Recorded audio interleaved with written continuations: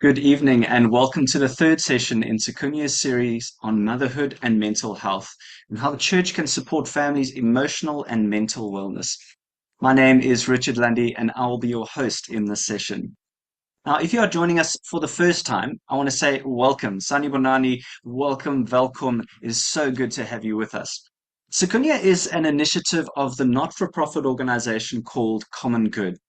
And Sikunya's focus is on the first 1,000 days of life, which is the period of from conception up to the age of 2.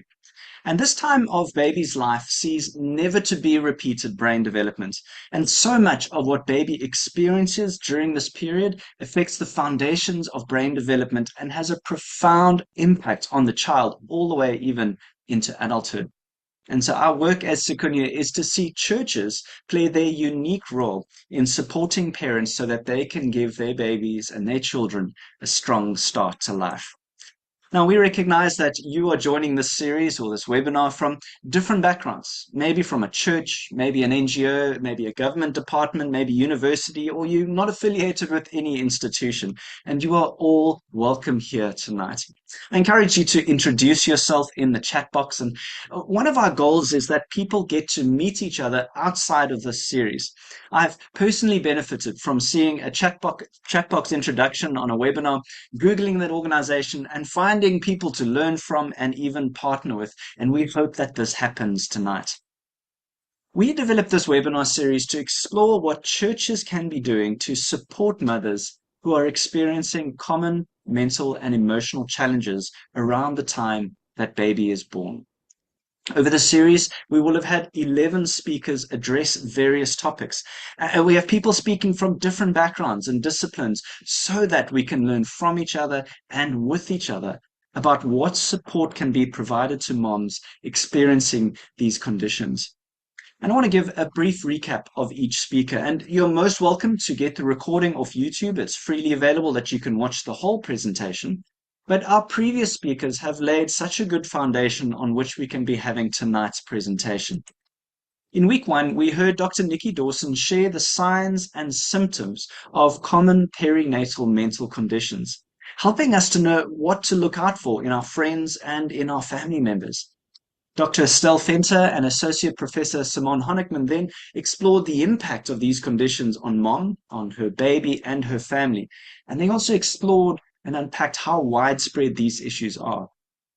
Linos Muvu explored how we need a whole of society approach to support parents. We all have a role to play. In week 2, Pastor Tony Siaka helped us see how this is an issue that is complex for local churches and the various demands that are placed on church leaders. Associate Professor Simone Honickman returned to share the risk factors or the various things that make it more likely for mom to experience a mental disorder. Dr. Zamaklubi Dlamini unpacked a biblical view of mental illness, helping us see this as a holistic issue and not to treat people with one approach only. And then Jason Sandars concluded with the unique role of the church and how churches have existing strengths and practices that make them well suited to care for and support families. And the key message that came up in session 2 last week is that just as church members would pray for someone with diabetes while encouraging them to take their medicine, we can be providing moms with spiritual support while connecting them to professional mental health care. God works through doctors, counselors, and medication just as he works through prayer and community support. We're not trying to make you choose between them. And our big goal for this series across the 3 sessions is that more conversations are being had in homes and churches about maternal mental well-being. That we are growing in our understanding, we are responding to these issues with care and compassion. Last week, we reflected that when we were young, we inherited views of the adults around us, views of mental illness, mental health, whether those were healthy views or not. And we trust that you've taken what you've heard so far and explored how you can see moms who are really struggling, to truly listen to them without judgment and have a heart of compassion towards them. And we believe that together we can see a new story of maternal mental health in our families, in our churches, in our communities, and ultimately our nation. Now, this series, we are not training healthcare workers, we're not training counselors, we're not training psychologists. Instead, our goal is for everyday citizens to know how they can be part of the system of support around families. And in tonight's session, we'll be exploring this a little bit more. First of all, we'll unpack what is stigma, how to address stigma, and how we can refer families to the support that the church or an individual can't provide. And we'll be concluding with some very practical ideas that we can all be using and implementing. Now, tonight's session is quite practical, but it still may stir some big emotions inside of you, maybe because of your own experiences or because of someone close to you. And if this topic is really hard, it's really difficult for you, we do encourage you to seek out the support of others. And there will be various links and services shared via email tomorrow that may be of help to you as you process your own journey. A reminder that tonight's session will be recorded, and we will email you tomorrow with links of the recording as well as the slides that the presenters are sharing. So you might be taking notes, but you can also get them from that email tomorrow. And you're welcome to use the chat box or the Q&A function on Zoom to ask questions of the speakers for any further clarity. Now, if you missed the last 2 weeks, the last 2 sessions, we have a video that will be useful as a bit of a recap. The Stanford Center for Health Education, along with Digital Medic, make excellent videos in various languages, and we encourage you to explore more of the videos that they produce. And so we'll be sharing just one of those videos, and you're going to meet 2 characters in this video. First of all, Nomsa is a healthcare provider, and you will meet Lindiwe, who is a mother experiencing some difficulties after the birth of her second child. And this video highlights some of the realities of mothers experiencing a big range of emotions. And this serves as a bit of a recap or a bit of a summary of what we've learned about perinatal mental disorders so far. So let's watch this brief video, 5 to 6 minute video together. Lindiwe, I know you've had a difficult time, but your little one is growing well. With everything that I've gone through this past year, it makes me so happy to hear that. I'm glad you called me to come and see you when you were feeling down. I thought it would be easier with my second child, but it was so much harder. This baby was not planned and I wasn't ready. It felt different. How were your feelings different with this child? I felt close to my first child right from the beginning. It wasn't easy raising that child, but what gave me strength was seeing how much he needed me. With my second baby, it felt as if I was taking care of someone else's child. I remember one morning, after I finished washing and dressing her, I almost expected her real mother to come in and take her away. I felt empty inside. Will you tell me more? Noms, this feeling kept coming back until one night, when she wouldn't stop crying. I thought it might be better if someone would take her away. For weeks after, I couldn't sleep and my body ached. I thought the pain inside would never go away. Sure, that must have been a struggle for you. And I remember you were worried about your baby too. Yes, I think she felt my pain because it seemed like she cried all day and night. I didn't want to ask my sister-in-law to help me to take her to the clinic because I just didn't want to see her, even though I have always been close with her.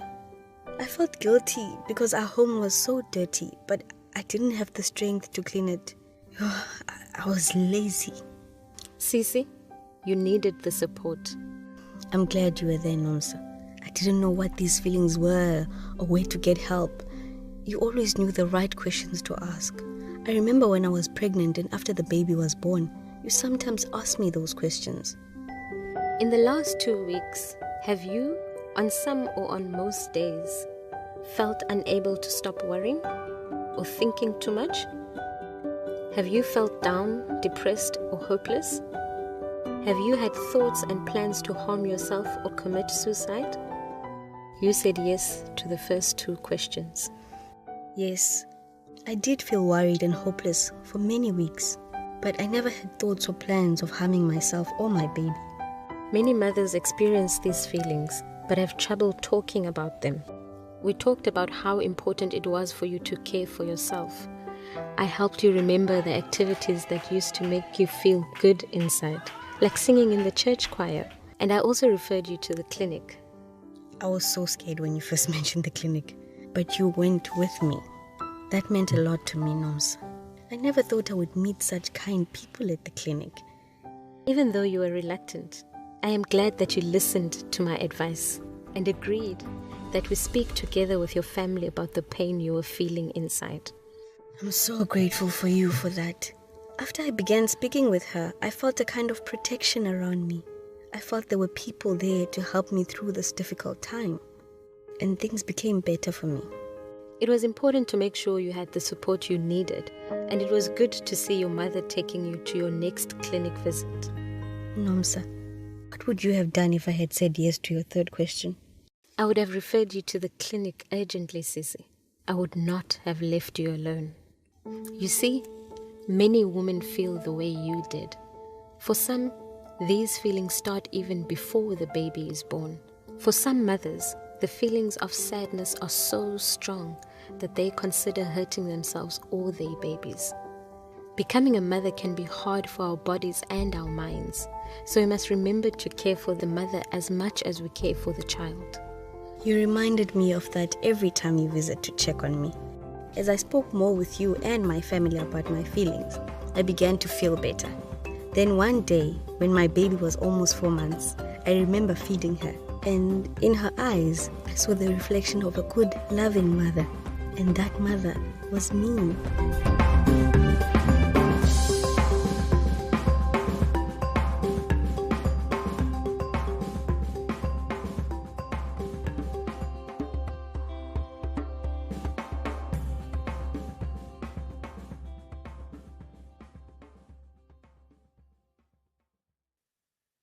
Now, we pick up a few themes in this video. We picked up some of the signs or some of the symptoms of postnatal depression and anxiety.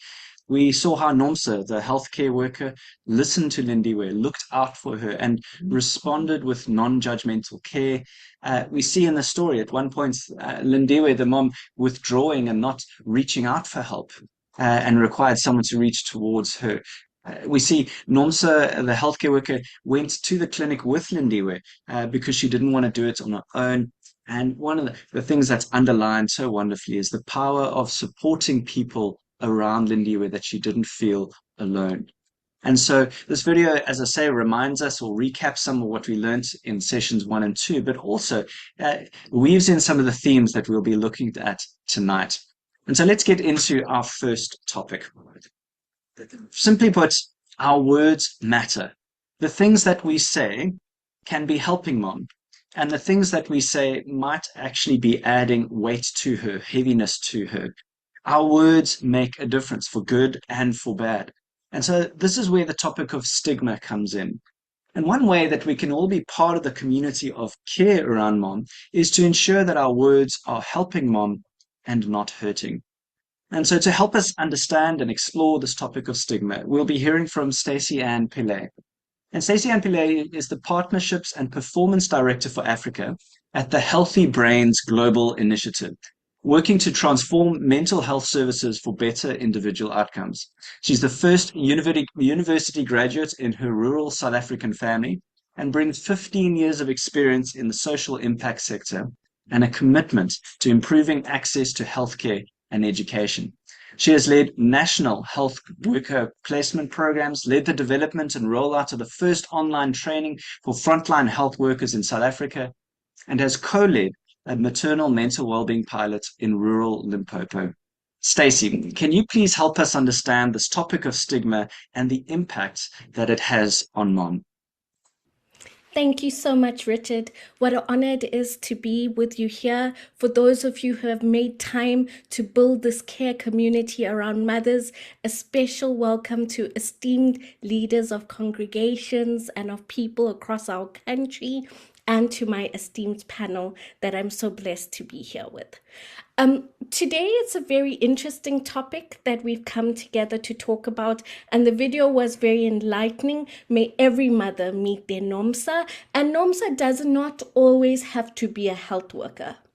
In fact, what we learned from our program called Mewaneti, or Real Mother in Limpopo, and my other colleague will be sharing a bit more, is that actually people want a safe space. People and mothers have the solutions for their own life, but they need a safe space.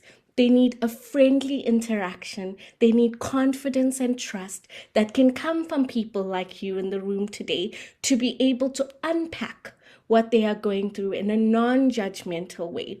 You see, Nomsa's responses to Lindiwe were so supportive, were not stigmatizing, were not judgmental, and that's what we're here to talk about today. So stigma is a very interesting word. I've often thought about where its genesis came from, but for us to just have a common definition around it, it is a negative and unfair belief or attitude. And then everyone says to me, I can't see someone's belief. I can't see someone's attitude or perception around mental health, but people can hear your words. They can see your gestures. They know and feel when you embrace them. And so these beliefs, attitudes, and perceptions, they dictate how we speak, how we communicate, how we approach people, and that's why it's so important. So for all of us in the room today, we've done some kind of reflective practice at some point in time. And that's where considering how you approach a mother, whether she's in trouble or not, just overall, is very important. What are the beliefs, attitudes, and perceptions that we hold? For many of us who come from collective cultures in our country with religious or spiritual beliefs, there are lots of negative connotations around a mother who is not coping. There's ideas around her inability to care for her family and her baby. There's ideas around what it means for her and how we label her around the experiences she's having. And so that's why it's very important for us to take this time together, that we're learning together, to be able to examine where some of those beliefs, attitudes, and perceptions come from. Like Richard said so aptly when he started this conversation, many of our beliefs, attitudes, and perceptions are inherited. And for lots of us in our cultures across our country, we actually don't have a positive language to talk about mental health.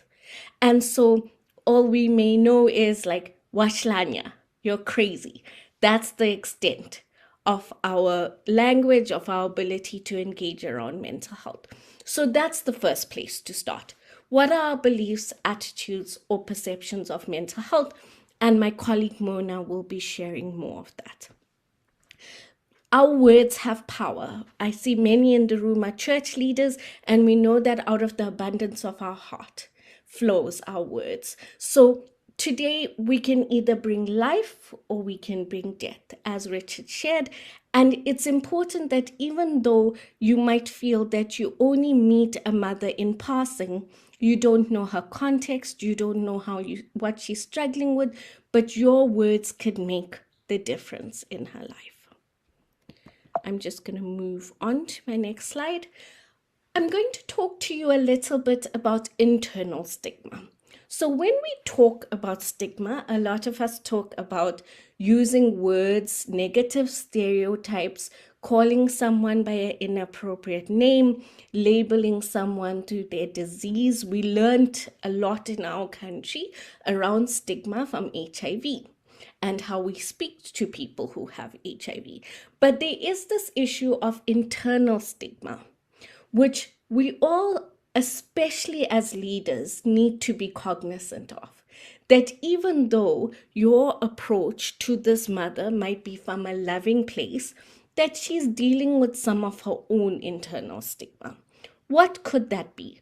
That could be feelings of guilt. You heard Lindiwe in the video say, this pregnancy wasn't planned. She could be feeling that people are judging her, especially young girls who have fallen pregnant. An unplanned pregnancy out of marriage still has negative connotations in our cultures and in our religions. And so mothers have stigma of their own. Imagine how much courage it must have took from Lindiwe to approach Nomsa. She couldn't even go to her own sister-in-law that she was close to. So we need to acknowledge this internal stigma that plagues many mothers before we approach them. And the result of stigma, just so we're all on the same page, is that many mothers feel alone. They feel alone because they feel if they approach someone, they're going to be judged, they're going to be stigmatized, and they hold in all these feelings that could lead to something more serious.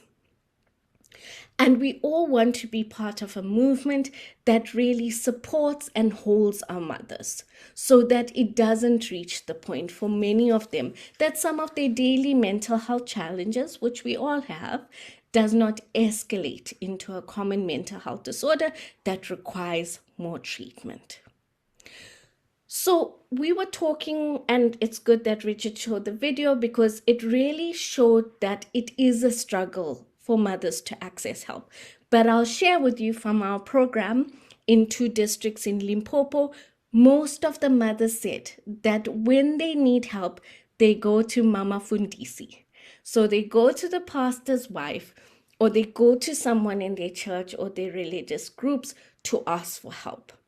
Now, it was very nice how the pastor from last week put it, is the church the place that people is stewarding people towards the place that they get help. It might not be the ultimate place, but it is the place that many mothers go to seek help. And that's why I'm so grateful that this meetings and webinar series was convened so that we are able to talk about this together, challenge some of our beliefs and perceptions and attitudes, and start learning together about what that means. And in conclusion, I want to be very practical about this because I know a lot of times when we speak to people using what some experts would call stigmatizing language, many people come to me and say, well, what does that really mean? Because it's coming from these unconscious beliefs and attitudes that we don't always reflect on and adjust, we're sometimes not aware of it. So what do you practically do? If you see a mom like Prof. Honeycomb spoke to us about 2 weeks ago that is showing some red flags and shows they need help, and you want to approach them in a very empathetic way, in a very supportive way, in a way that you hold space for them, then what do you actually do is the question many people ask me. And the answer is around the words that we use, as Richard said, and Mona will also share more on this. Many mothers, especially in areas that are more rural, that are more underserved, where all these mental health lingo hasn't reached yet, or we're still holding on to negative attitudes and beliefs, don't want to talk about mental health because they feel that just means they're crazy. Rather, the mothers in our program talked about emotions and emotional support. So they would talk about my emotions are getting on top of me. How do I get on top of my emotions? So these are words that we can use instead of bringing the negative connotations around mental health while we're working towards normalizing the discussion around mental health and all of us staying fit. Labeling. So for many, many years, we will often identify people by their conditions. That's Stacy. She has heart disease. That's so-and-so. And so with this, you see, there is a movement to normalize mental health concerns, and many of your congregations, of the people around you, would see these people who are making vlogs about being bipolar or schizophrenic, some of the severe persistent illness. But we want to be careful in trying to normalize the dialogue around mental health and maternal mental health. We don't want to label people. So we don't want to say, that's Stacy, she suffers with postpartum depression. It's Stacy. She's going through a challenging time right now, and she needs some support. That support may take various forms. Also remember, and I'm sure we discussed this already, is that the perinatal period, so the period before conception, birth, delivery, and then postpartum, is a time of transformation. Biochemically, physically, emotionally, spiritually, we know it's a very intense time. It's a life-giving time. That means that it's dynamic. And so, what we saw in a lot of our mothers, and this is also something to guard against, is one day someone's absolutely fine, on top of the world, happy with her pregnancy, going to antenatal visits, all about that. And the next day, she's just crashed. It might be that the father of the baby does not want to engage. It might be something small, like she's not coping with her daily chores. And so this it can be temporary, and it also must not be defining what happens in the perinatal period. That being said, in our country, depression is the number one complication during pregnancy. So it's prevalent, and we must keep our eyes open to support mothers in need. Practically, what I wanted to share is that our program was never a mental health program.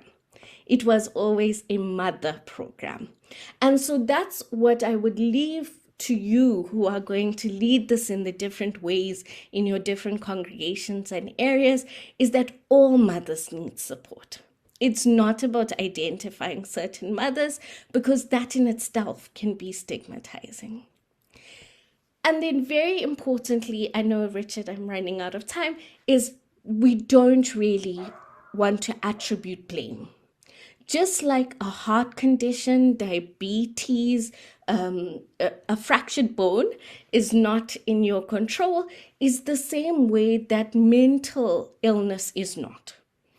You have the same control about seeking help, about accessing treatment, about seeking support. In fact, there are more barriers in terms of mental health, but we don't want to attribute blame.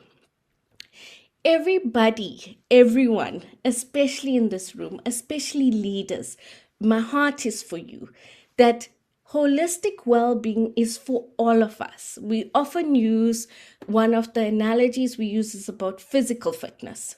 We all want to be physically fit. We all want to exercise, eat healthy, in the very same way.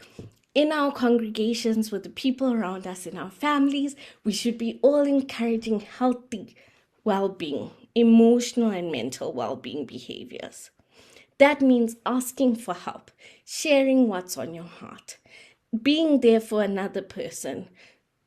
Holding a safe and confidential space was very important to our mothers.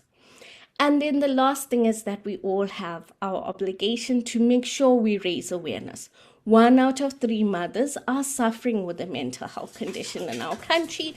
We need to be able to normalize the support and give them what we need, and change our lexicon and our rhetoric around mental health. Thank you very much.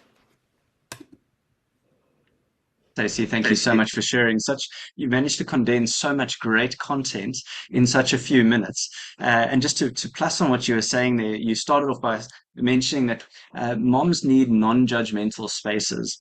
And then you landed with saying we need to raise awareness, and connecting those two things together. Our hope through this series is that more and more conversations happen, that raising awareness leads to non-judgmental spaces.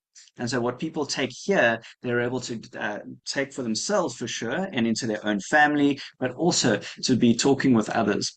And another thing that you mentioned, it got me thinking about how much what comes from our heart finds its way into our words. And that's what makes this topic so difficult, because we've got to, in some ways, hold up a mirror to our own hearts. You know, sometimes our words, our intentions are good. We want to be encouraging. We look at a mom who's holding a newborn and saying, "You look awesome. You must be so happy." And the mom on the inside's going, "I don't feel that way. And I don't feel like I can tell you I don't want to disappoint you by sharing." And so sometimes our intentions might be good, but also even more hard to look at is sometimes our intentions are not good. We might label mom. You spoke about we mustn't be labeling, but sometimes we label mom because we don't understand. You know, we say, "Ah, she's just," and then we finish that sentence without exploring the story, and we don't understand, and it's a bit awkward. So we say, "No, no, man, she's just dot dot dot." And you mentioned out of the abundance of our hearts, and it's kind of a symptom of what's going on inside. Sometimes stigma comes from, I think, sometimes we're embarrassed by mom. We don't want to tell other people that a woman in our household or in our family is struggling. It's hard to admit to the outside world, so we want to hush it up. Say, just keep quiet. Don't tell people. We might come to conclusions that we've heard over the last few weeks saying, no, mom's lazy or weak or, like you mentioned earlier, crazy. And these are things that are going on inside of us that find their way out into our words. And we're trusting that over the course of the series and the conversations that participants take to their families and churches help to challenge some of that, to reframe it in a positive way, that mental health is something we all have. It's not a label, it's not a box. It's just describing something that we're experiencing or feeling. And so, Stacey, you've set us up so well to explore, well, what do we do with this thing of stigma, these words that come out and spaces that we're creating, and how do we address it? And our next speaker is from CCIH, the Christian Connections for International Health. It is a membership organization of 130 Christian groups from all over the world, and it supports faith-based health and community programs across diverse topics. And they recognize that faith actors are trusted community leaders and vital to mental health efforts, amongst other things. But as we have explored over the last two sessions, there's often misunderstanding around this topic of mental health and the church. And so in 2023, CCIH developed a toolkit for faith actors like pastors. And this toolkit equips leaders to respond compassionately, to raise awareness, to dispel myths, to reduce barriers, and helping them support maternal mental health holistically. My first engagement with CCIH was around this toolkit, and after that, we were so impressed by their work and the people behind it that as Sikunye, we are now members of CCIH, and proudly so. Now, part of this toolkit is all about addressing stigma. It does many other things, but tonight we're asking the CCIH program director to address how do we tackle this thing of stigma in the church. Mona Bormett directs a global portfolio of initiatives that improve timely access to quality health services in communities and facilities by working with faith-based partners and stakeholders around the world. Mona started her journey with CCIH in 2010, and she has an MPH from the University of Minnesota. Mona, thank you for being with us tonight. I know you've persevered through connection challenges. We've heard about stigma, but what is it that we can be doing about it in our various contexts? Thank you so much. Yeah, thank you, Richard, for inviting me. And it's lovely to follow Stacy. I think a lot of what I may share will just emphasize what Stacy has shared. So thank you all for allowing me to spend time with you this evening. Ruth, thank you so much for sharing my slides. You can go to the next slide. My hope today is that when I'm done, I will have fulfilled these objectives where we will have identified and discussed how we as the church, I mean we broadly, can address stigma on maternal mental health. And I also hope you walk away with some resources where you can have concrete discussions on maternal mental health in your communities, discussions and resources that are evidence-based and faith-based. So that's my hope for today. Next slide. So thank you for already putting the link to the toolkit in the chat box. There's also a QR code. I just want to give you some background of why we decided as an organization to focus on maternal mental health and mental health. And it has a lot to do with the statistic on the screen that nearly 1 in 5 women in low and middle income countries suffer from one or more common perinatal mental disorder. Now there's this term perinatal, right? So basically, when a woman is conceiving, she's pregnant till after birth for a certain period of time. That's what perinatal means, but that they're common. Disorders such as depression and anxiety, 1 in 5 women, if we think about that. I bet we all know over 5 women in our lives. So if we think about perhaps 1 in 5 women has experienced this while they've been pregnant or after they've given birth. And so it's just a reality in our lives. And I believe that As the church, we talk about good things, we talk about hard things, and we're here to love people regardless of what's happening in their lives. So really excited to be with you today to talk about how we can reduce stigma on this topic. So next slide. So there's parts of the toolkit that specifically give us actions that we should be taking to tackle stigma around mental health. So if you have the toolkit open, this is all on table 3. You don't have to have the toolkit open. And the first 2 items that I'd really like to start with are how do we adjust our thinking and how do we talk openly about mental health? So when I say how should we adjust our thinking, this is really often a personal reflection. How do I examine my attitudes, my possible judgments?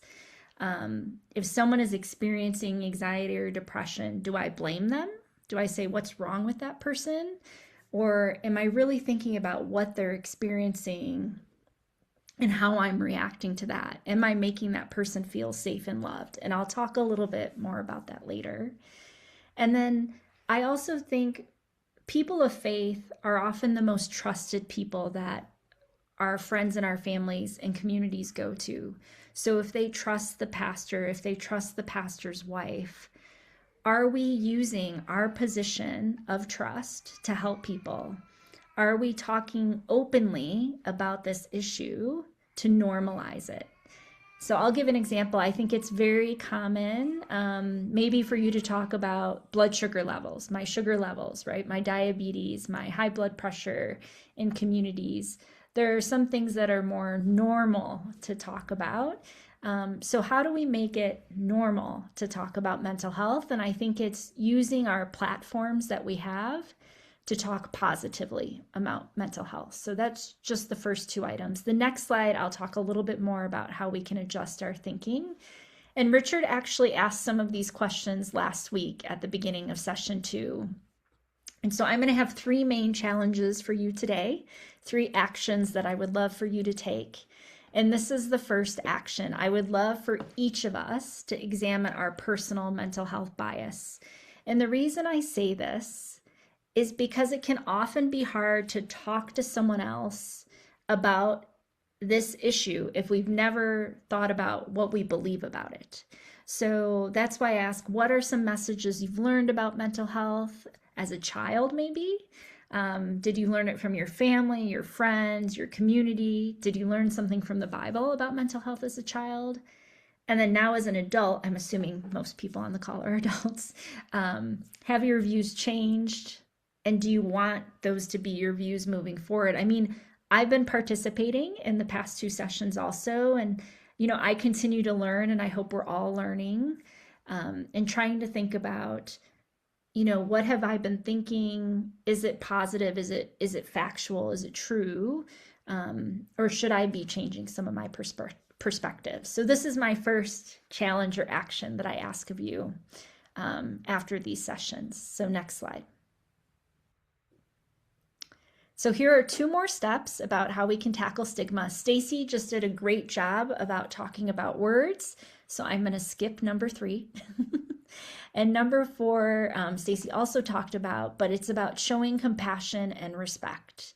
I think oftentimes, and I'm focusing on girls and women right now because we're talking about maternal mental health, is sometimes they've been shamed, they've been blamed for something they're experiencing. So instead, how can we talk to women about what they're experiencing in a positive way? So I'm gonna just say personally, if I, Mona, am having an awful day, if something is happening in my family, something's happening at work, something horrible happened, and I come into a conversation with a woman who is experiencing some type of mental disorder, and I bring my feelings about it, and I have negative body language, and my face is horrible, and I'm mad when I'm talking, that is not showing compassion and respect to the woman who really needs my help in that situation. So I really think one of the things we can do to show compassion and respect and to be empathetic is to think about our body language and our tone when we're speaking. And I think that's true. I think we could all agree. It's probably true of any topic, but I'm just using maternal mental health as an example. So next slide. So there's 3 more steps that I believe we can take. Step 5 is fostering belonging. So, I believe as Christians, as people of faith, that God teaches us that we should love each other. I think it's in the Bible a lot about how much we need to love each other. And I think what we have unfortunately seen sometimes when it comes to mental disorders is people are told to stay home, to not participate. They are shut away. They are not welcome. And I think we as people of faith need to change that. We need to show hospitality for people. We need to say, you are welcome here. You are welcome in our church. You are welcome at this Bible study. You are welcome at this dinner, regardless of how hard things are for you right now. Because while someone might be experiencing anxiety or depression, and it might be more visible to you, we would never tell someone because you have diabetes or high blood pressure that you're not welcome, right? So some health issues are more visible than others, and we love people regardless, because of everything that you're facing. And so I think we as people of faith need to foster that loving, open, welcoming space. Now, step 6 is the next speaker is actually going to talk about. So I'm going to skip step 6. And for number 7, be a role model. What do I mean by that? I mean that once again, I'm going to use myself as an example. If I am having a horrible situation about something, if I am anxious about something, if I am depressed, et cetera, whatever might be happening in my life, and I am refusing to talk about it, and I don't want to seek help, etc. But yet I'm trying to teach people about mental health and maternal mental health. I'm not walking my talk, right? That phrase. So how do we prioritize our own health and well-being and share those experiences so people know it's okay. It's okay to have these experiences and situation. It's okay to ask for help, to want help. I believe God has given us the power of prayer. Absolutely. I also believe that God has given us education and training and knowledge that allows us to have doctors and psychologists and psychiatrists and counselors and medicine that can help us.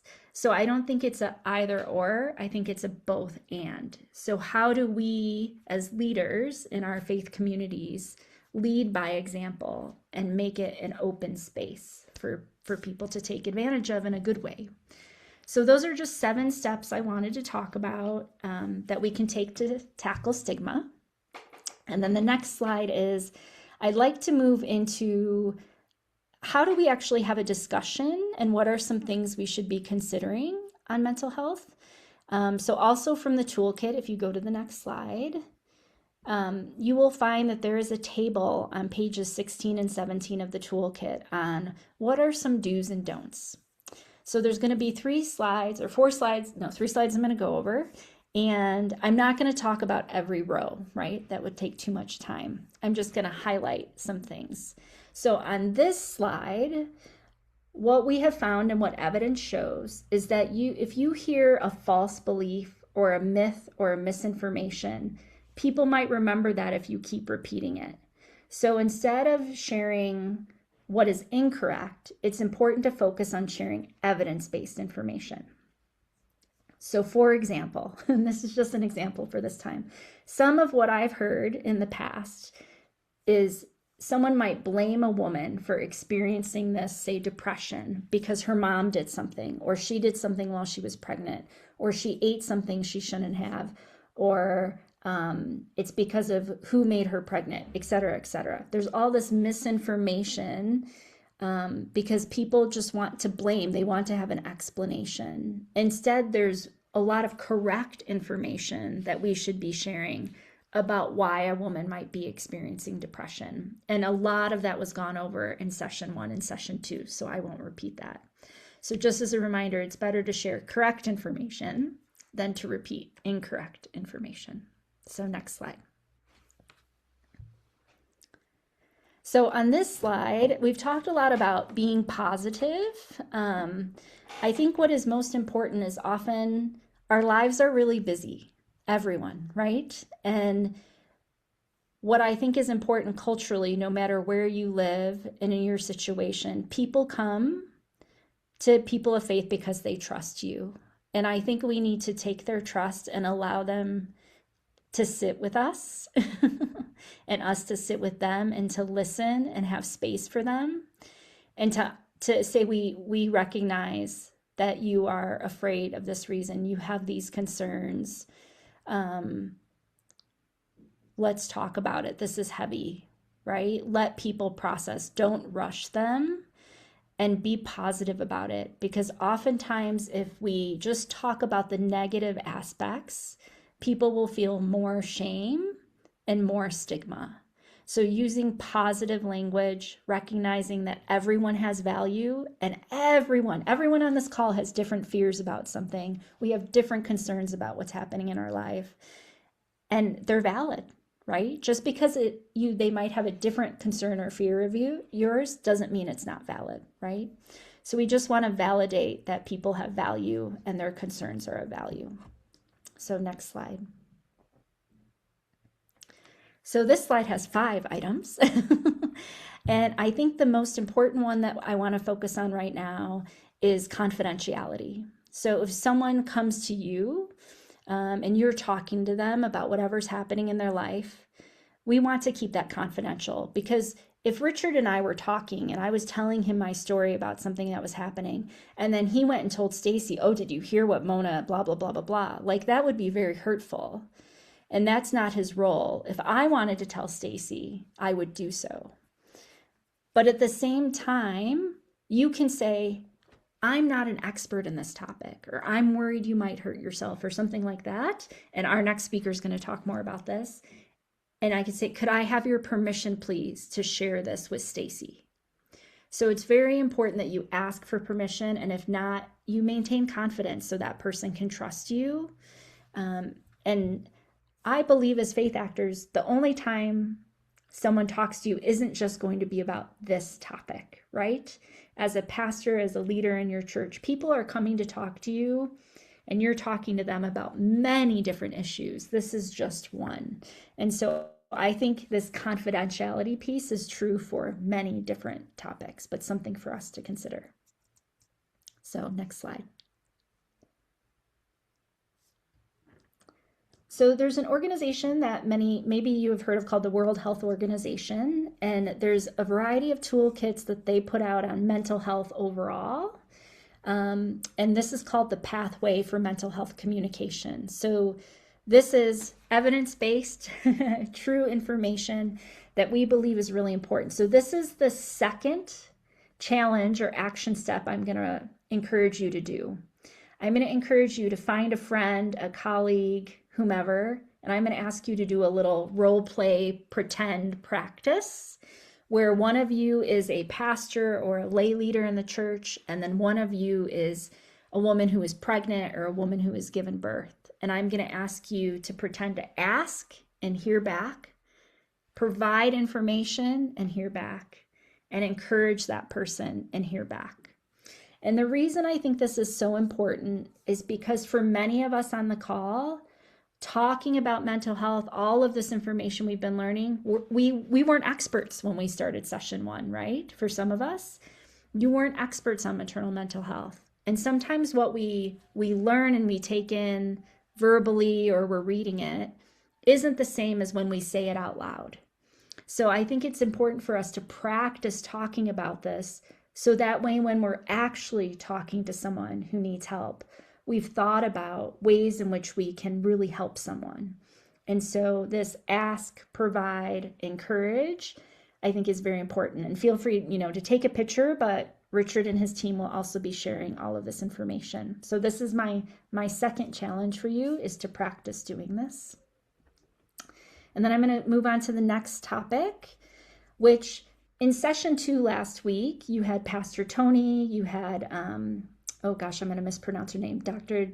Delamini, sorry, and Jason, who really focused on Christian specific teaching and messages. But I think it's really important for me to emphasize that God cares for us. He cares for our mental well being, and He cares for the suffering of His people. Mental health conditions are not a punishment from God. They are not the result of sin. And the church is and should be a place of compassion and support for those who are suffering. Now, in this context, we're talking about maternal mental health, but this is applied writ large in our lives. So on the next slide, I would like to challenge you to think about, what does the Bible teach us about mental health and maternal mental health? So these are just a few things I wanted to pull out. I believe that God cares for us. He cares for our physical health, our mental health, our emotional health, our spiritual health, and the well-being of all of His people. And mental health and suffering, or mental suffering, sorry, is not what God intended. So it's not a punishment from God. And it's important to emphasize that, because telling people it's a punishment is just increasing stigma and shame. And we want to say it is not, right? We want to talk about the positive things that God teaches us. And the Bible teaches us that the Lord is the one who renews our mind and restores our soul, right? And so my challenge for you is to really think about, what does God teach us in the Bible, and have those discussions with people around you and think through all of that. Because when people come to us as faith actors, as leaders in the church, it's good for us to have thought about it and to be able to process it with people. Because a lot of times when people come to us in the church, it's because they are people of faith.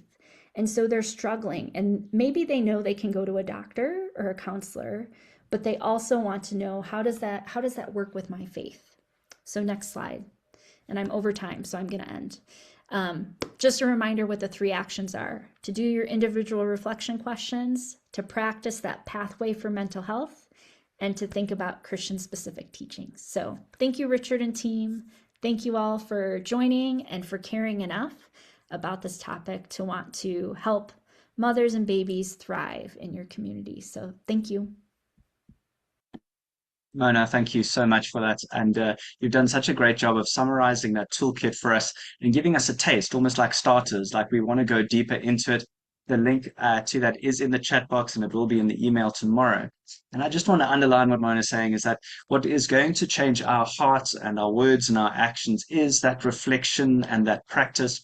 And the last thing any of us want to do is attend a series like this and it stays on Zoom and it stays in our head and doesn't flow through into relationships. So that's that invitation, Mona. Thank you for doing that. And I think the one challenge that I'm taking away from what you shared tonight is that message to moms and to families, that you are welcome here in this church. You are welcome here, regardless of how you're feeling, what you're experiencing, whether you feel like you're winning or failing. Mom, you are welcome here.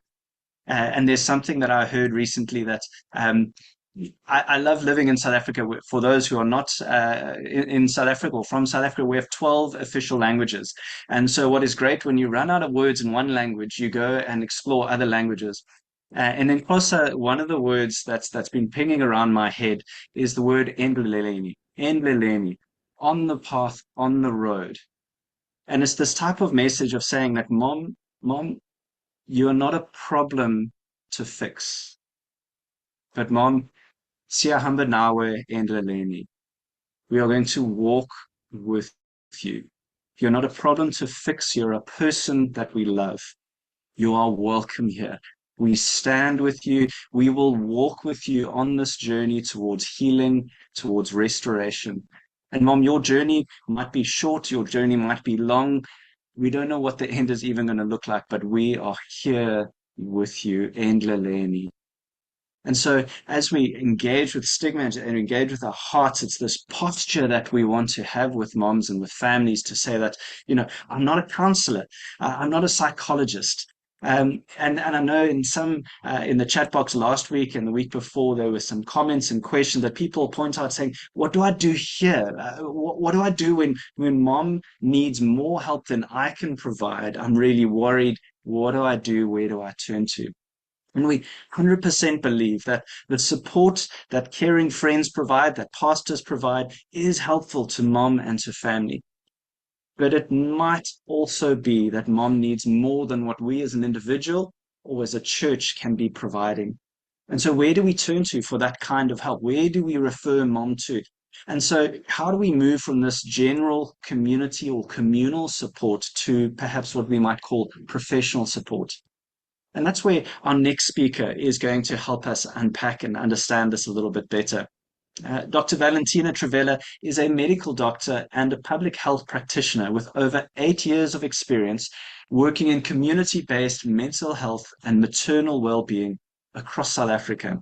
She led the creation and implementation of Mawaniti, a person-centered program supporting pregnant and postpartum women in rural communities by grounding care in dignity, lived experience, and self-defined well-being. Valentina's work focuses on integrating psychosocial support into primary health settings and designing interventions that respond to what matters most to women and families. She is passionate about building systems that listen, restore confidence, and support individuals to thrive on their own terms. Dr. Trivela, I want to thank you for being with us tonight. Can you help us understand what to do when we are worried that the support that mom needs is more than what we can be providing as individuals or churches? Thank you so much, Richard. And thank you once again for the opportunity to be here. It really is very appreciated. So good evening, everyone. My name is Valentina. And just to start off, I just want to make sure you can see the correct screen. Great. To start off, yes, I am definitely a medical doctor, but I am not a medical doctor in the traditional sense that we sit in an office and see people from a day-to-day basis. My work involves having a look at greater communities, seeing what challenges are faced by people within these communities, and figuring out ways and programs that we can design to try and provide additional support where it's needed.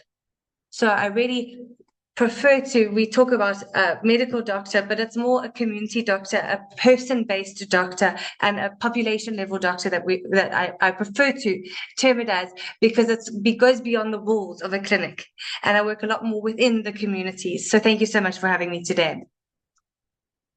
Today, we're going to have a look a little bit about when is community or church support just not enough to get a mom through some of these very difficult moments and challenges that she goes through around the time of pregnancy and postpartum.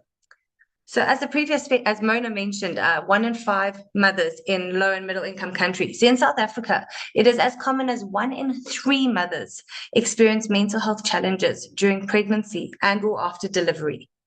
1 in 3 mothers, many of us have 3 women living in our home. 1 out of those 3 can be affected by something like this. And in our setting, churches are often first responders. It's often a place that people turn to first when they're in times of need or they're seeking support. So we have a really important role to play as the church in how we can support, but also prevent these mental health challenges within mothers. Not all struggles can be carried by community and church. And I think what's really important is to know that sometimes additional professional care may be essential. And here is not to say instead of community and church support, but in addition to, as well as. I just want to give 2 examples or 2 stories from the work that we were doing within the community. Firstly, we had a young mother who was pregnant with her second child, similarly to the video we watched with Lindy. And this young mother just could not connect with this pregnancy. It was an accidental pregnancy. She was being abused at home by her partner, and she didn't want this pregnancy. She actually reached a point where she wanted to end the pregnancy. And through our program, which was a community support program, where we had other moms from the community become mentors within their community to support pregnant and breastfeeding women. They didn't have any professional training in healthcare. All they were trained on is how to provide emotional support to those who needed it. So one of our mother mentors reached out to this young mom, and after spending some time with her, and when I say some time, I'm meaning a few months, and this was daily to weekly visits. By the end of this journey, this mom was totally connected to her baby. She fell in love with the baby. She didn't want to give it up anymore, and her whole journey had changed. So here you can see where basic community support can be enough to get someone over a challenge like this. In contrast to that, we had another mum who was really struggling with a pregnancy, who was also experienced gender-based violence at home. And she phoned one of our team members and said, I want to end my life. I don't want to be here anymore. This baby doesn't deserve someone like me. It's all over for me. And in a case like that, this mom was rushed immediately to hospital. And there is that very clear divide of where sometimes words cannot fix a problem and you actually need a further intervention to save a life. And that's where we can all come together, communities, churches, and the health fraternity, to work together to support these mums. So just what's really important for us to know is we need to be able to differentiate between what a normal adjustment is for a mum who is going through pregnancy and postpartum versus what should be of clinical concern. So it is very normal for a new mum to feel tired, to feel completely overwhelmed and often tearful at times. I myself, I have a 9-month-old baby at home, and this is a very accurate depiction of how my day-to-day feelings go. But it should be something that improves with support. If someone is experiencing this and has reached out to you, but they do improve when you are there and you support them, that means that it is part of the normal adjustment of becoming a mother. Some concerning factors could be someone who has a persistent sadness or this anxiety that just won't go away. It doesn't matter what kind of support is around them. When they are unable to function in their day-to-day responsibilities, and when it does not improve over time, or if it is progressively worsening over time. These are some signs that actually maybe it's not okay and we might need some additional support. Very importantly are some of the red flags, and these are when we require urgent referral to a medical facility. This slide is critical. If there's anything that we take home today, excuse me, if a mother expresses suicidal thoughts in any way, if she talks about wanting to die, this is a significant red flag. If she feels that her baby would be better off without her, or she's expressing feelings of needing to leave her baby because it will be best for everyone around her. If she has thoughts of hurting or harming herself or of harming the baby, which is also another common mental health condition that can happen after a mum has given birth. Or if she is hearing or seeing things that others don't. So she's having hallucinations or she's having delusions of things that are happening around her that aren't actually there. In these kinds of situations, it's important for us as community members, church leaders, to not try to manage this alone. This is actually counted as a medical emergency.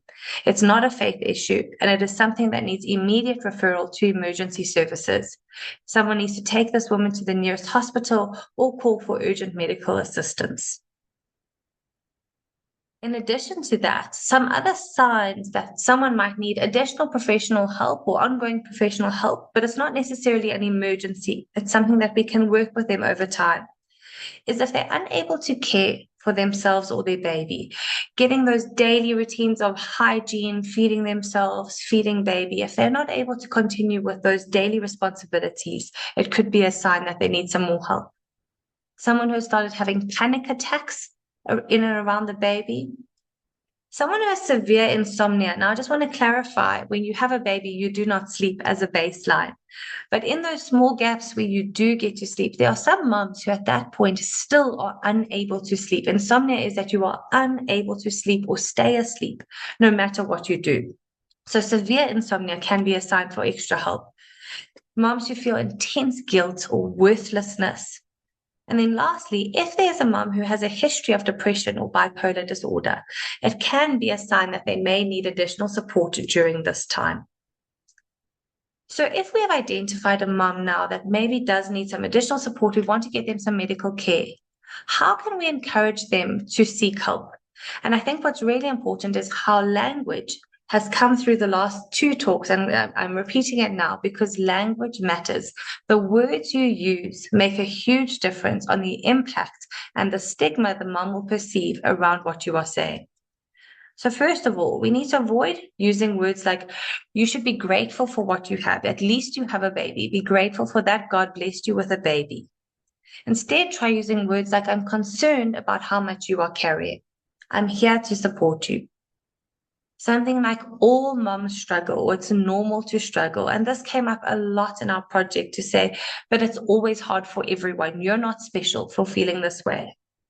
Instead, we can say things like, I can help you find someone. Let me help you. Or you must have more faith. If you want to feel better, you should have more faith or be more faithful. Rather saying something like, this sounds bigger than what we can support alone. Let us see what we can do further. So just shifting the way that we approach moms and the words that we use when we talk to them can make a big difference in how you encourage them to seek help. These over here make you feel a lot more open to that maybe getting help is not a bad thing.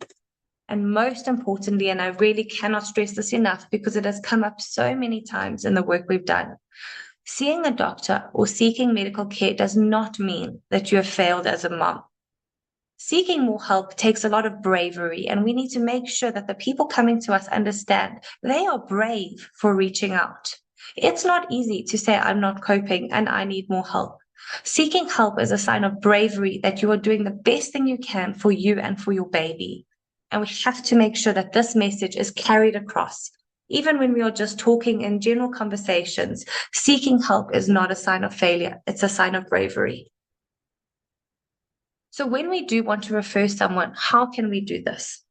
In South Africa, there are two different settings. We have the state setting and then we have private care.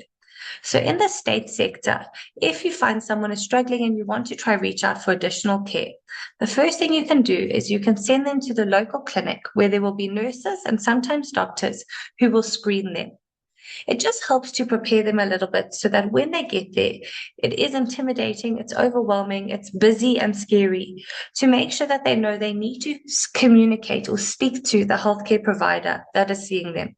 They need to alert them to say, I'm not coping, I'm not feeling like I'm doing okay. Oftentimes, healthcare workers forget to ask these kinds of questions, and we have to be honest about the situation we are living in. They forget to ask these questions, or they're afraid to ask these questions. So if you can help to prepare someone for seeking help, to say, when you get in the room, be honest, tell them, I'm not coping, I need some extra help. And it will really open the conversation with a healthcare worker to make sure they give you the support that is required. From that, if they can help you at the level of the clinic, they will. If they feel that additional help is needed, they might refer you to a district hospital where there are specialists, so there are psychiatrists, there are psychologists and social workers who will be able to help and provide a holistic supportive care for this mum. And if there's an emergency, for example, someone talking about taking their own life or hurting themselves or their babies, you can send them straight to an emergency unit. This is at all of the state hospitals. So any state hospital has an emergency unit for these cases.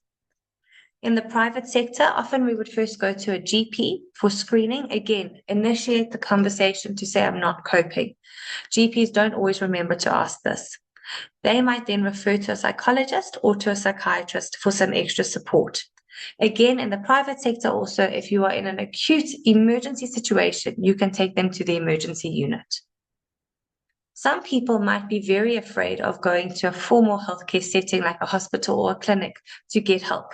So you can actually also get professional help through some 24-hour helplines. So SADAG is the South African Depression and Anxiety Group. They have a 24-hour helpline that is manned by trained professionals, and you can phone them at any time where you can get professional support.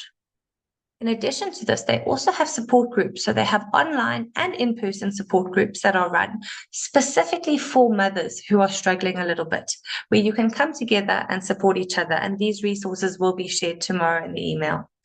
And then just as we all know, for emergencies, if you really have an emergency and need an ambulance or something on the way, 112 is the number that you call. So I just want to leave you with a simple framework that you can remember. This is not an action plan, but this is just a framework that you can keep in the back of your mind when you are approaching someone or a mother who's not coping. First of all, notice. Notice changes in a mom that seem abnormal or seem that maybe they are out of place. If you notice something, ask questions. Ask directly about thoughts of harm. And I want to make this very clear. Evidence-based, there is no evidence to show that speaking to someone about hurting themselves, taking their own life, or hurting their baby puts the idea in their head to them do it. that is evidently proven not to happen. So by you mentioning it, you are not making them do that. If the thoughts are there, they will already be there in their head. If you are worried, you then need to do a quick risk assessment. See if you find that this is someone who needs urgent help and judge the urgency of the situation. Is it something that can wait to tomorrow or something you need to take them to emergency center right now? Where appropriate, you then refer them based on what is available. If they have medical aid, they can go to a private GP. If they are not able to do that, you can send them to the nearest local clinic. And then lastly, and what I think is most importantly, is walk alongside her. Remain her pastoral or her community support. This is not an easy journey that she's about to embark on, and she needs that community around her to get her through it. So if I leave you with one thing today, walk alongside her. She needs you. If we get this right, between the church, the community, and the medical fraternity, mothers can recover, babies can thrive, and family units can strengthen. And with all of that, the church becomes and remains a safe space for mothers. We are all like a puzzle. We're all different pieces that fit together. And we need to make sure that when we bring all those pieces together, we can really start saving lives. Thank you very much, everyone. Dr. Trivela, I thank you so much for that. There's so much wisdom in there. There's so much practical insights that you've shared with us. And it's not rooted in a textbook. It's coming from real on the ground experience. And I know I was wanting to take notes, frantically going through it very quickly. A reminder that this has been recorded. It will be sent to you or posted onto YouTube. And it'll also go onto a website. So there might not be someone that you have in mind that you're concerned about now, but maybe in a few months' time, you're saying, what did that doctor say? You can easily access the presentation again, plus the slides to guide you through and shape some of the response that you have, that you can listen, you can show up, that you can be there if mom is moving from normal to concerning experiences of it during her motherhood journey. And I also invite people here tonight to share in the chat box what services and organizations are available in your community. Maybe there's a nonprofit that offers counseling services that you're aware of. Put that in there. The crowdsourcing is very useful that we can be able to find out more. We've heard wonderfully and importantly about this provincial and state pathway, but maybe there's an additional service in your community.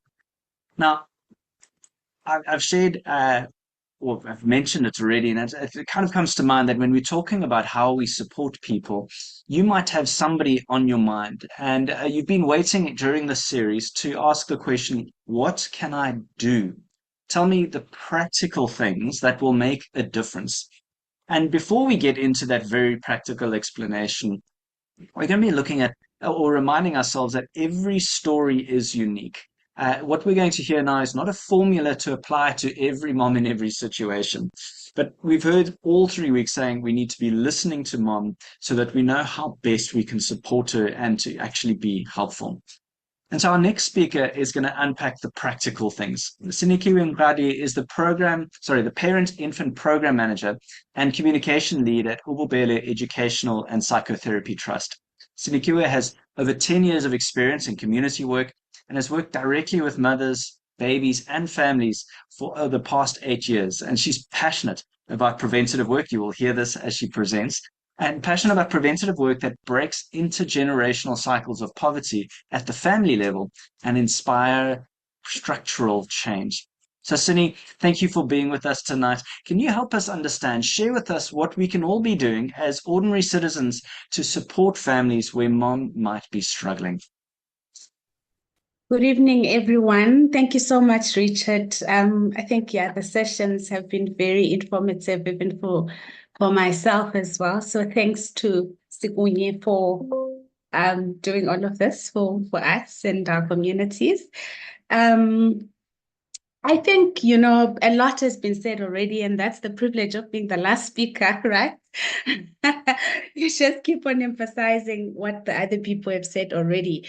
But I think, one of the things or the tips that I would like to share with everybody is the importance of being with mom. The importance of our presence, yes, sometimes in our mind, we always want to say, the right thing. We always wonder, what do I need to say? And yes, words are important, words matter, as we've had tonight, but also our presence is really, really important, and really, being present and listening actively, to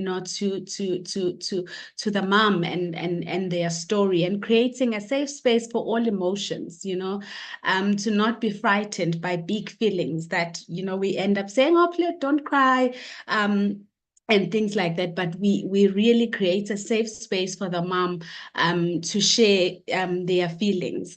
And I think when I think about, being with and the importance of it, my example is a bit extreme, but I just want to paint a picture, for people, of what it looks like for something that I think most of us may be familiar with in our context.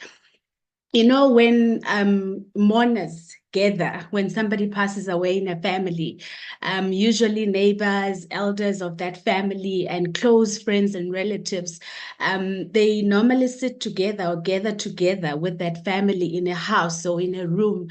And there's usually people who come in and out to offer prayers and contributions towards the funeral, but there are usually people who are just sitting there 24/7 and staying with that family. And in that room, there's usually not much words that are shared. There's so much stillness, there's quietness, but also, there's so much feelings that are shared in that room. And I think, being with, that's what it looks like, the importance of really just acknowledging what is happening, what people are going through in that space, and allowing for the feelings to be felt without saying much. So that's what it looks like to be with somebody. And I think last week, one of the speakers spoke about, empathy, even today, that it's important, that we share compassion, we share connection with people, and not make their stories about us, about ourselves. And like you just said, Richard, that, every story is unique, every experience is unique. It may be that you've gone through a similar, situation as a mom yourself, or you've seen somebody going through a similar situation, but it's not the same, and it can never be the same. So in as much as you want to, use story sharing to encourage, but be mindful of that everyone's experience is different and unique, and make sure that you do not make it about yourself, that now you are supporting, or you are trying to offer support to a mom, but now also you are drowning with the mom yourself. Now you are crying more than her, even in that space. So check yourself as well as a supporter. Check how you're feeling, check your own feelings before you are offering that to somebody else. Okay, and I think, a lot again has been said even tonight by Stacey about words and what's helpful and what's not helpful. But I think I just do want to say that, sometimes we say things, out of a good place. So thinking that they are helpful, but, sometimes they are not. And it may take some time for some of us to learn some of the phrases that we use. But it's important that we do, and we learn to say things differently. Especially when we talk about offering support to somebody. I'm also guilty of some of them. I say to my children all the time, every time they come crying to me, no, don't cry. That's the first thing that I say. And I don't know, maybe just as a people, we are frightened by big feelings. I don't know, but it's some of the things that we need to unlearn, and not say when we're giving somebody support. At least you are still alive. It's going to be okay. It could have been worse. All those phrases we must try and unlearn, and rather say things like, I'm sorry you're going through all of this. And of course, I'm sorry, in our vernac, I think it's quite interesting actually in my language, because the literal translation of I'm sorry is ngiyaxolisa, which is I'm apologizing. But in this instance, when you're saying I'm sorry, you're not apologizing. And the words then you would go for in isiZulu would be mese, pepisa. And you can think of, in your own languages, how would you say I'm sorry you're going through all of this, as opposed to say you are sorry about the mistake that has happened.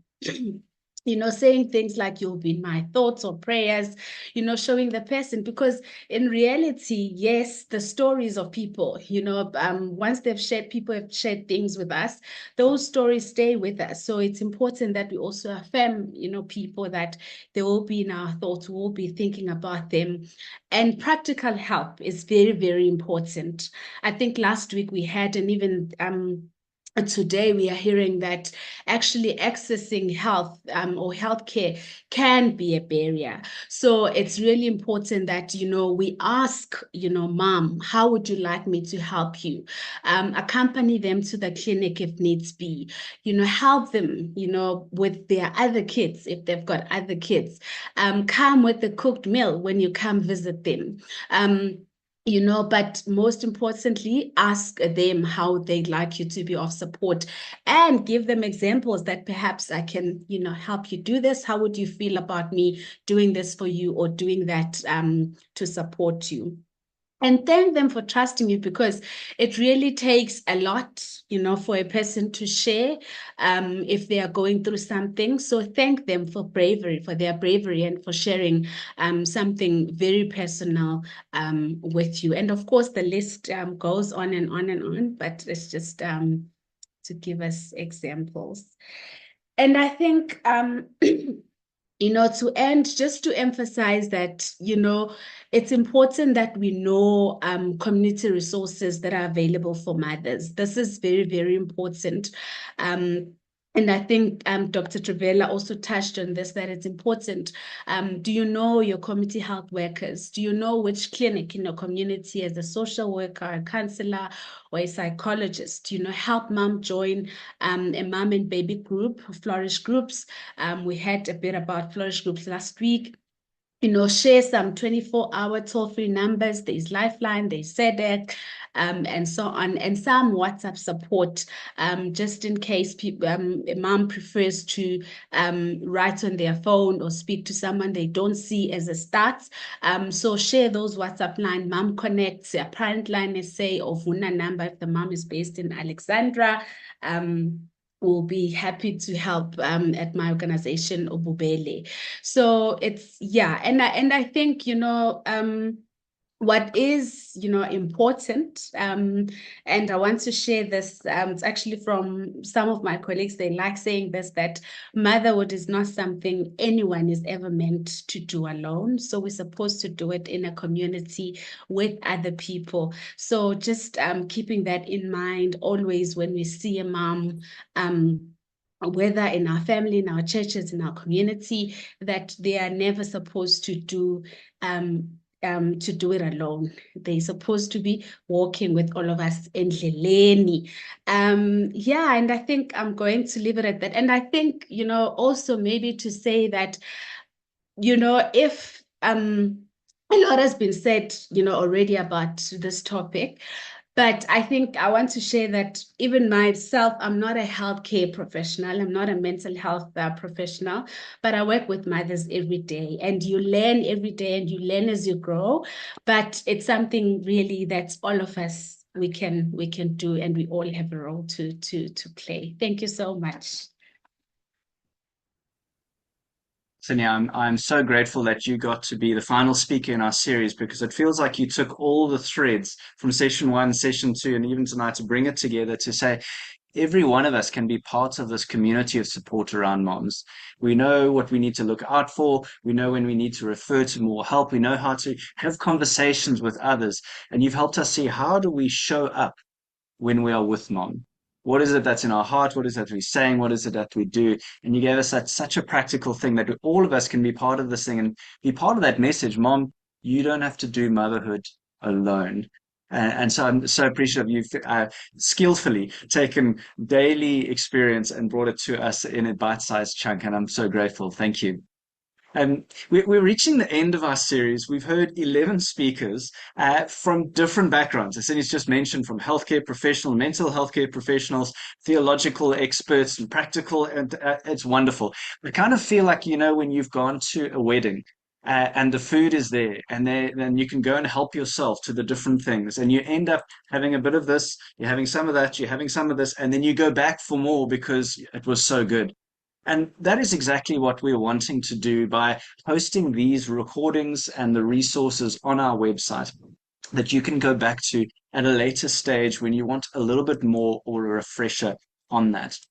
But before I go into a little bit more detail about that, I want to share, in many ways, it's a picture that we feel as the Sikunye team that just captures what this series is all about. And when we think about late at night and early in the morning, those early hours, mom can find herself awake. Mom might be caring for baby, or maybe she just is unable to sleep. And for moms with perinatal mental conditions, she might be worrying, she might be anxious, she might be thinking about things over and over and can't get to sleep. And at this time of night, it is dark. Mom is alone, she is awake, and she's in the dark. And what we hope that this series has done is recognize that churches can be that candle that is lit in that darkness. That churches might not be able to be physically present at that time of night with mom, but they can be that light where the darkness is not as dark, where mom is not feeling as alone as before, where she knows that she is held in caring relationships, where she knows that she can make it to the morning, where she can even maybe hope again. I started this series by sharing that what we're planning and what we're intending to happen is that more conversations happen in various spaces, that across the nation there would be a growing awareness of the issues of maternal mental health, along with an increased compassion and care for families in this space.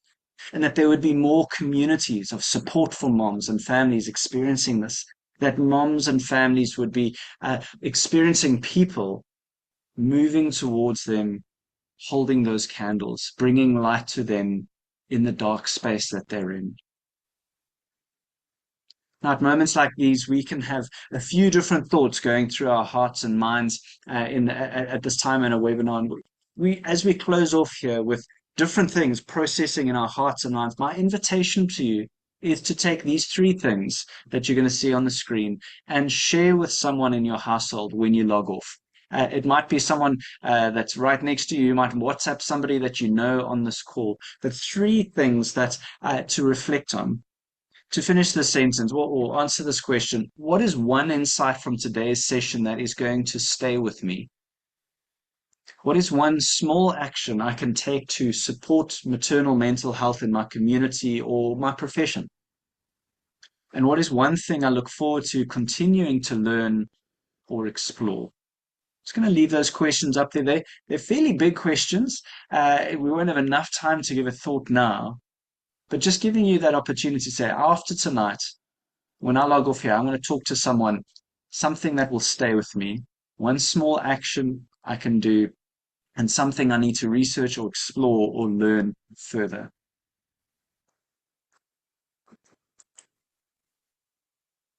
And the invitation, and you've heard both invitation and even challenge from our speakers tonight, is to reflect more on these thoughts and ideas, that they move into action that impacts others. And I want to thank the speakers that shared their wisdom and experience with us tonight. And I encourage you, as the Sikunye Network does so well, please use the chat box to demonstrate your gratitude towards our speakers tonight, Stacey Ann Pillay, Mona Bormet, Dr. Valentina Travella, and Sinikiwe Ngvadi. I really appreciate your expertise, your passion. We could experience it, all your experience coming through, your enthusiasm for this topic.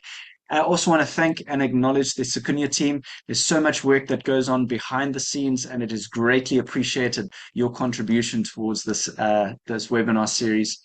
And again, I've said it a few times, we will be emailing you the links to the recordings of tonight. We'll send it to the email address that you registered with, as well as any resources or presentations that the presenters use tonight. And then in 1 week's time, we will be launching a web page with all of these recordings and all of the resources from all 3 sessions.